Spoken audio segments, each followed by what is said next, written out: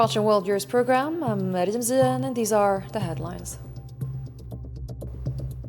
Venezuela reels from two devastating earthquakes, more than 188 killed and injured in an initial toll. The U.S. Geological Survey confirms that Wednesday's earthquake was the strongest since the 1900s, while the United Nations launches an urgent appeal to assist those affected.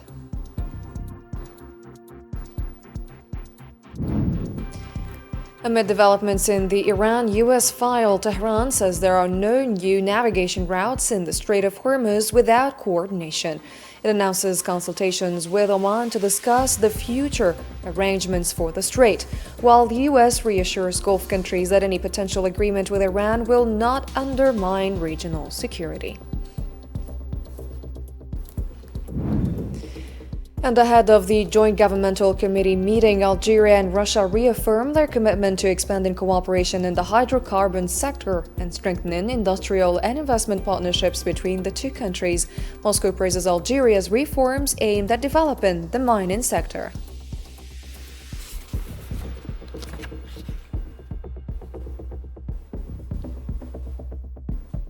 Welcome back.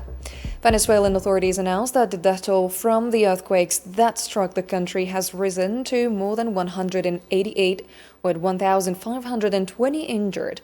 Venezuelan National Assembly President Jorge Rodriguez said in press statements on Thursday that the toll from the two devastating earthquakes, measuring 7.2 and 7.5 magnitude, has risen to at least 188 deaths and more than 1,520 injuries.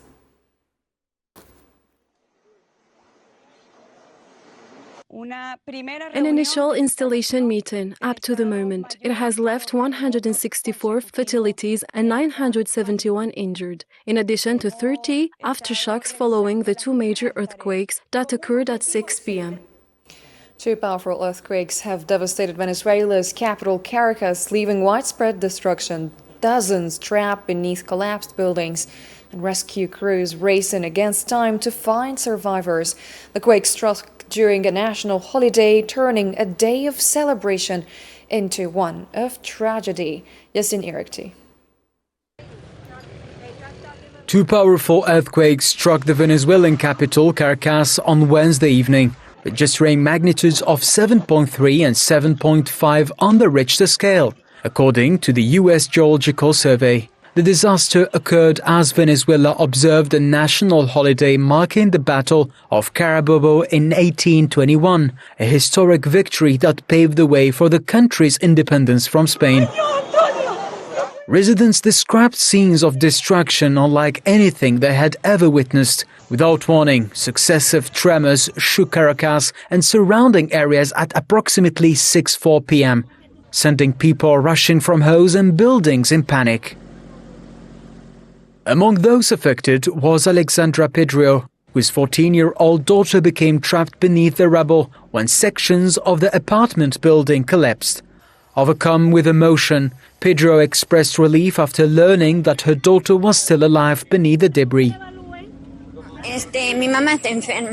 It was completely unexpected when the ground started shaking. I didn't know how to call for help or find a way out. When I got downstairs, I saw my daughter trapped, surrounded by debris on all sides. Many recalled terrifying moments as they watched structures collapse before their eyes. The walls were cracked. I barely managed to open the door. Smoke and dust blocked my vision. And when I reached the second floor, the scene looked like something out of a horror movie. In a matter of seconds, numerous buildings were reduced to rubble. Thousands of residents were left homeless, desperately searching for the wreckage while awaiting news about relatives and friends believed to be trapped beneath collapsed structures. Rescue teams continue to race against time, combing through the ruins in hopes of finding more survivors and giving them a second chance at life. Caracas was rocked by two powerful earthquakes just seconds apart on Wednesday night, leaving dozens dead and missing, hundreds injured, and causing major damage to buildings and infrastructure. Thousands of residents fled their homes, and according to the U.S. Geological Survey, the 7.5 magnitude quake was the strongest to hit Venezuela in more than a century, with the agency describing the event as a double earthquake expected to have severe consequences.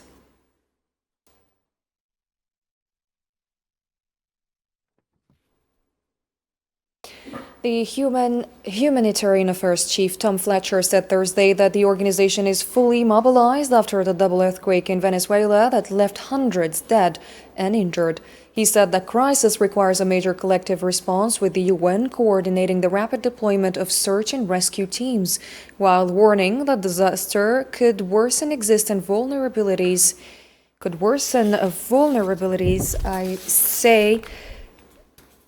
in a country where around 8 million people already needed humanitarian aid.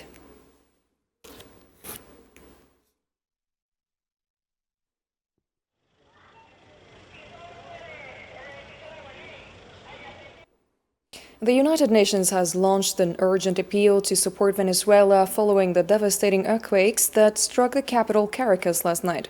The Director General of the International Organization for Migration, Amy Pope, said in a post on X on Thursday that urgent international support must be provided to Venezuela after it was hit by two powerful earthquakes, describing the fact that they occurred within a short time interval as devastating.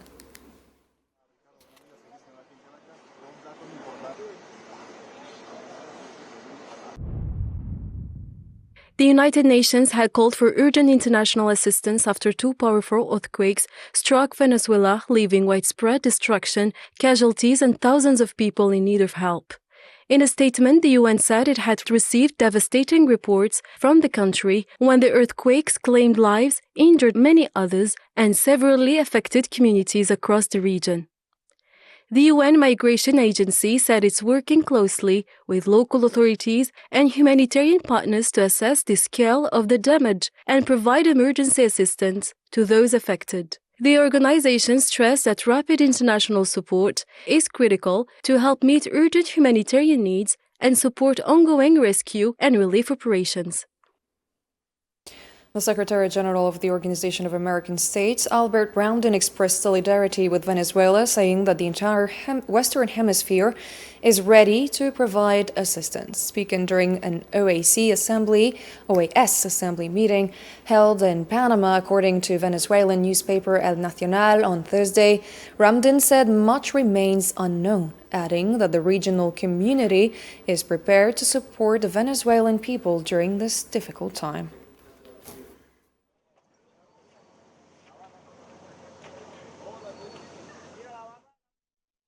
Panama's national carrier Copa Airlines announced the cancellation of all flights to Caracas scheduled for Wednesday and Thursday due to the earthquake. The airline said flights to other destinations in Venezuela are continuing as scheduled for now. Colombia's Avianca also cancelled flights between Bogota and Caracas scheduled for Wednesday and Thursday, and the company said passengers would be allowed to request refunds or reschedule their Caracas bookings until next Wednesday.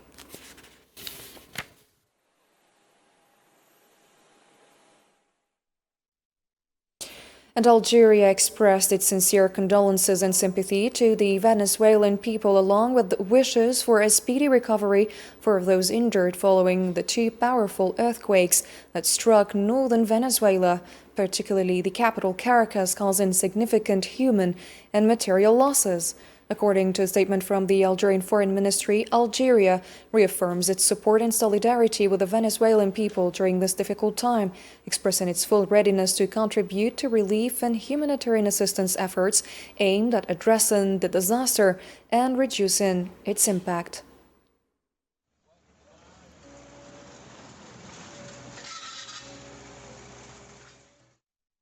The Iranian file Iran's Revolutionary Guard says announcing a new navigation route in the Strait of Hormuz without coordination with Tehran is unacceptable and dangerous. Media reports citing a statement issued last night by the Revolutionary Guard's naval forces said safe passage through the strait is only possible through routes designated by Iran, warning against using any other routes without prior coordination.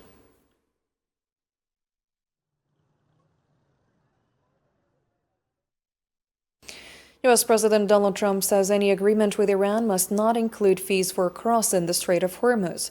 During his meeting with NATO Secretary General Mark Rutte at the White House on Wednesday, Trump stressed that transit fees through the Strait of Hormuz would not be allowed, saying the issue could affect the Iran-U.S. negotiations. We're doing great in our negotiations. It would be unacceptable to me because we have numerous straits, and if you did that for them, you'd have to do it for other people. You have other straits. I wouldn't allow it there either. Yeah, it would be a game changer. Also, U.S. President Donald Trump said on Wednesday that Iran is making very significant concessions. Speaking to reporters, Trump said the United States had made major progress, adding that Iran was making very substantial concessions, according to his remarks. The war is going very well. As you know, we're winning by a lot. Iran is making very big concessions.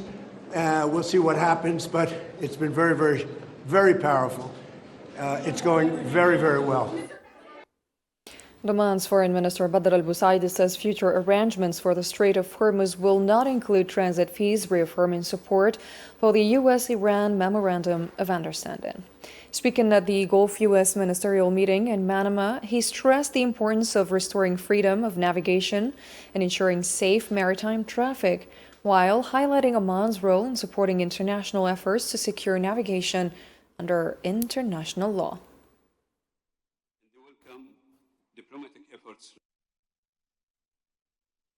Iranian Foreign Minister Abbas Araghchi says Tehran and Oman will hold talks to determine the future management of the Strait of Hormuz and maritime navigation services.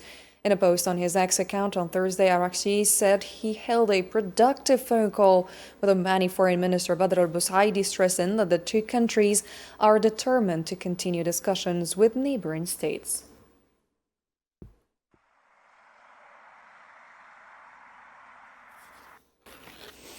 And U.S. Secretary of State Marco Rubio said the region has entered a new phase, expressing hope that it will lead to peace, while stressing the strength of the alliance with Gulf countries following recent developments. Speaking during a ministerial meeting with his counterparts from the 6 Gulf Cooperation Council countries in Manama, Bahrain, Rubio discussed strengthening the partnership and addressing regional developments following a period of military tensions. He said the shared goal is to achieve stability and security in the region. I have undertaken this trip here today, first and foremost, to express my gratitude and appreciation for all of the cooperation and all of the help that we were given and all the things we were able to do together. We now enter a new phase, and one that we hope will lead to peace. It's what we all desire. It's what we all desire, is for this region to be a place where people are focused on making money, not bombs, not weapons, where they're focused on improving the economic lives of their people, not on how to attack other countries. Amid the U.S.-Iran negotiations, Rubio reiterated Washington's position that any decision reached during the talks will safeguard the interests of its regional allies. He also conveyed President Donald Trump's message that he remains open to a peace agreement that guarantees security and prosperity for the United States and the Gulf countries. I just want to be clear, the United States remain open, and we want this to work, and we're prepared for it to work, and we're going to do everything we can do it, and we're hopeful that it will work. And it will require the help and cooperation of every country represented here today to make sure that not only if a deal happens that it's a good one, but also that it is adhered to. In southern Lebanon, 3 nationals were killed and another person was injured in an Israeli airstrike targeting civilians on the road between Zawtar and Mifdoun. Lebanon's national news agency reported on Thursday that Israeli aircraft carried out a strike targeting a vehicle carrying civilians on the road between Zawtar and Mifdoun. The attack killed 3 people, including 2 members of the same family, and injured another person who was taken to hospital.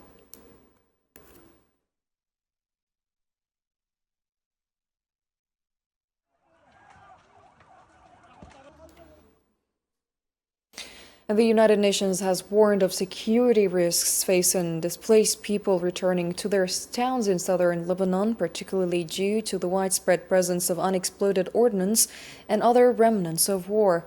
In remarks to the press on Wednesday evening, UN spokesperson or deputy spokesperson Farhan Haq said these dangers continue to threaten civilians and represent a serious obstacle in a safe and sustainable return. He stressed the need to intensify efforts to protect civilians and create conditions allowing displaced families to return home voluntarily, safely, and with dignity. Staying in Lebanon, OCHA tells us that more families are returning to their communities or are trying to in southern Lebanon. Our humanitarian partners report that the number of people living in collective shelters drops by the day. However, security risks remain a major concern, particularly due to the widespread presence of unexploded ordnance and other explosive remnants of war. In other news, Algiers and Moscow reaffirmed their commitment to expand in bilateral cooperation under the 2023 Strategic Partnership Declaration. Ahead of the 13th session of the Algerian-Russian Joint Commission, Minister of State and Minister of Hydrocarbons Mohammad Arqab met with Russian Deputy Prime Minister Alexander Novak, with both sides expressing satisfaction with current ties and pledging to strengthen cooperation in hydrocarbons, including exploration, production, technology transfer, and environmental protection.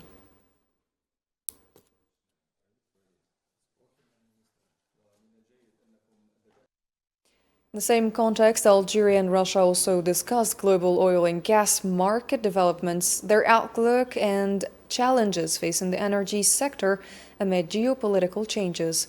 Both sides stressed the importance of respecting OPEC Plus commitments to support market stability, energy security, and sustainable supplies. They also highlighted the need to strengthen institutional coordination and investment partnerships, while Arqab reaffirmed Algeria's commitment to cooperation within the OPEC Plus alliance.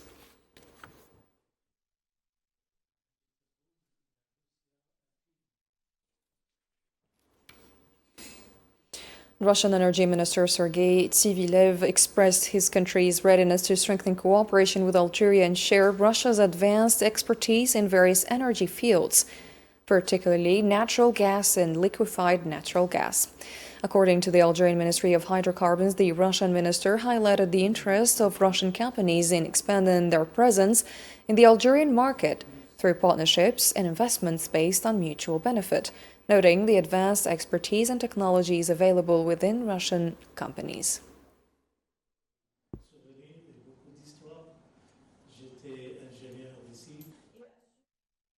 Russian Minister of Natural Resources and Environment Alexander Kozlov renewed Moscow's interest in strengthening cooperation with Algeria and the mining sector, praising the sector's potential and the reforms launched by Algeria to develop it.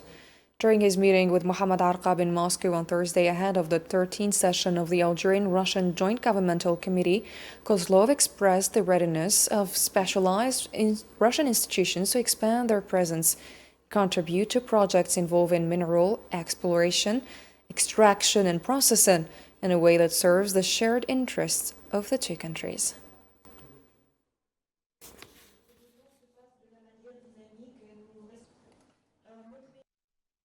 Algeria has signed a joint open letter calling for a review of the European Union's methane regulation, addressed to European Commission President Ursula von der Leyen, European Council President Antonio Costa, and leaders of EU member states. A statement from Algeria's Ministry of Hydrocarbons said the letter signed alongside Algeria by Qatar, Nigeria, and the US called for urgent measures to clarify and amend the EU regulation on methane emissions.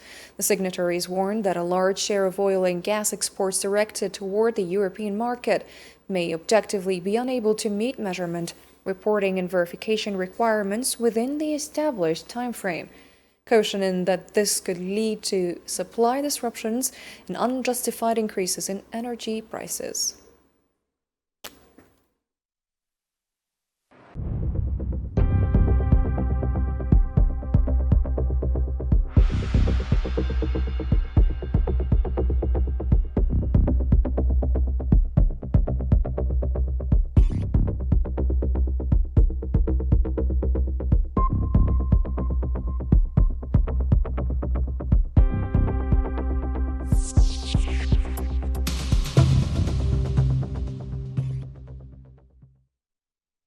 The electoral campaign for Algiers' upcoming legislative elections continue Thursday for the 17th consecutive day ahead of the vote scheduled for July the 2nd. Political parties and independent lists are competing to convince more than 24 million Algerian voters through their electoral programs in this national election, considered a key milestone in the process of building and renewing legislative institutions. Political discourse has intensified among party leaders during this electoral period, with candidates presenting their main programs at public gatherings and adapting them for or to the concerns of citizens in different regions of the country. They've also focused on raising awareness about the importance of the elections and the role of citizens in ensuring their success through broad participation on polling day.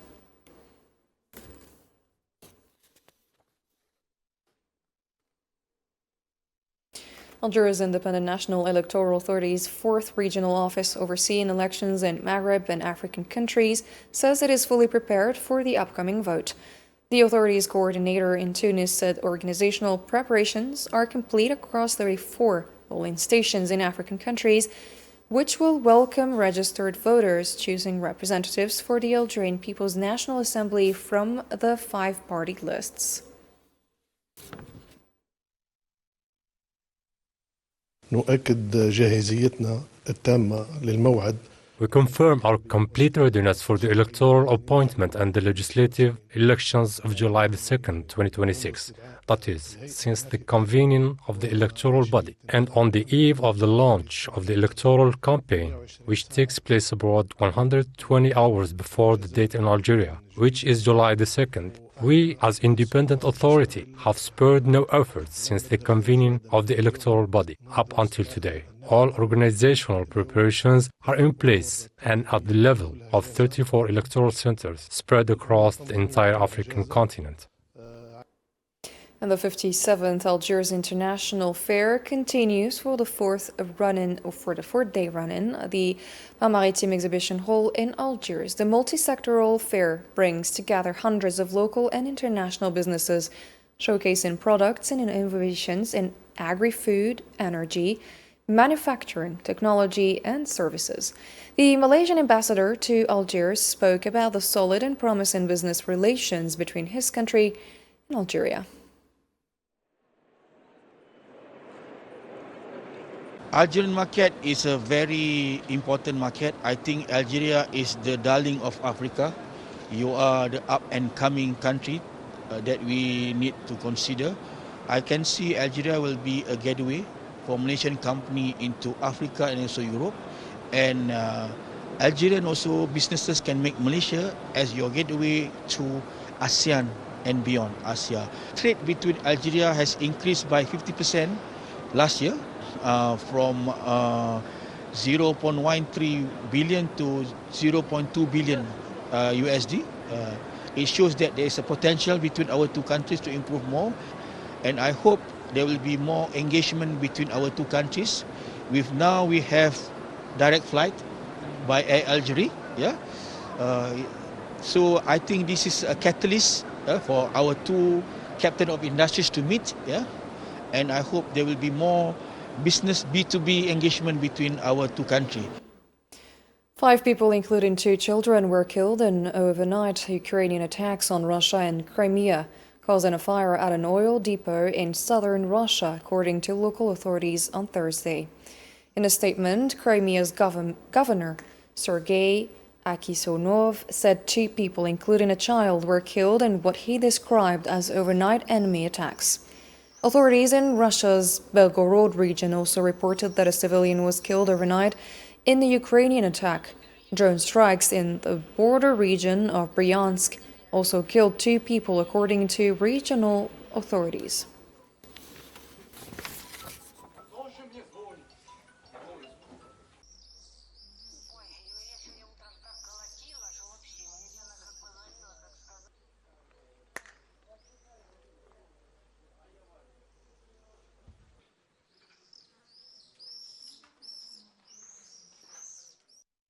The end of our program. For me and the rest of our team, thanks for watching.